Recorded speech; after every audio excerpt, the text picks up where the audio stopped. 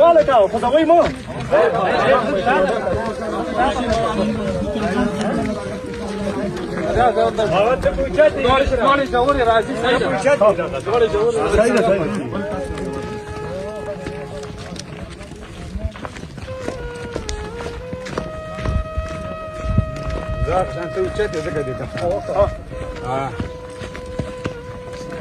وصلنا شيدان دي النور برا يا يوسف والمغاري برا ويكلف كلام خاطئ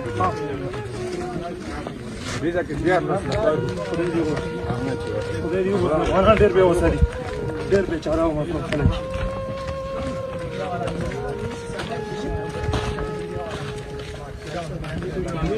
بس صورك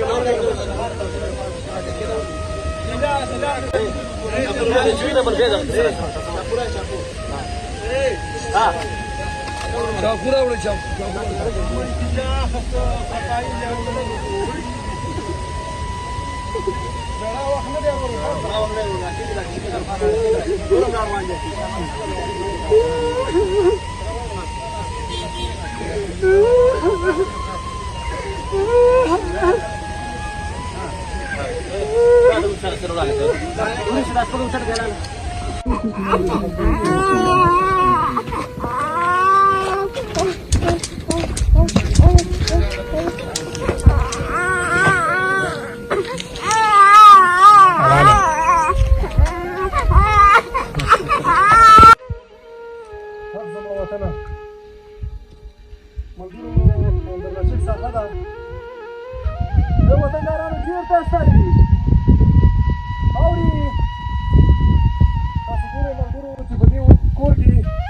د انسانانو غږ نه راځي. پیغام دا دی چې دا ساحې ټولې ویجاړې شوي دي. دلته بزې چرګان د کاڼو لاندې شوي دي. دا ساحې دومره تخریب شوي دي چې حد نه لري. تاسو وګورئ چې دا زما د وطن کورونه دي او دا ټول په بشپړه معنا باندې ویجاړ شوي دي او خلک د دې سیمو نه یې کډه کړله.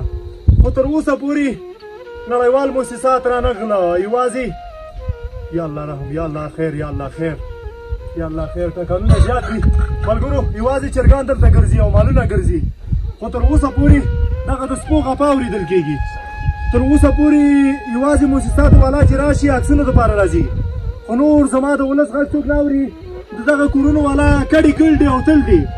دې سیمې ته تر اوسه پورې څوک نه دي راغلي. هغه غږ اوچتومه څه چې زما د ولس غږ دی. کاریاب نه چاته ضرورت لري او نه د چا پورې اړه لرمه. یوازې د ولس د قربانۍ لپاره راغلم او دغه کفن مې د دې سر نه مې تړلی دی او د دې ولس نه مې ټوله ځواني جار ده. بېګا شپه ټوله شپه یې خومه. اوس هم ټکانونه هم دوام لري. پیغام دا دی چې ولس ته په واقعي معنا باندې کار وکوي. زما ولس ډېر ځپل شوی دی. یوازې دلته دا چرګان ژوند کوي. انسانان له دې سیمې نه کډه شوي دي او لا به کډه کېږي او ځینې بند پاتې دي. خو تر اوسه پورې یوه نړیواله موسسه رانغلله. یوازې هماغلته عکسونه واخله او ایسته د هماغې ساحې نه لاړ شه. وروره په واقعي معنا باندې زما د ولس کار وکوي. په واقعي معنا باندې د دې ولس غږ اوچت کوي. داسې نه ده چې تاسو راشئ د شهرت لپاره یو څو عکسونه واخلئ او بیا لاړ شئ. ما له څوک په دې باندې پیسې نه راکوي. خو پیغام مې دا دی چې د دې ولس حقیقي غږ اوچت کړمه او دنیا ته وښایم چې وروره د ویډیوګانو لپاره مه راځئ. زما ولس سره مرسته وکړئ. مننه.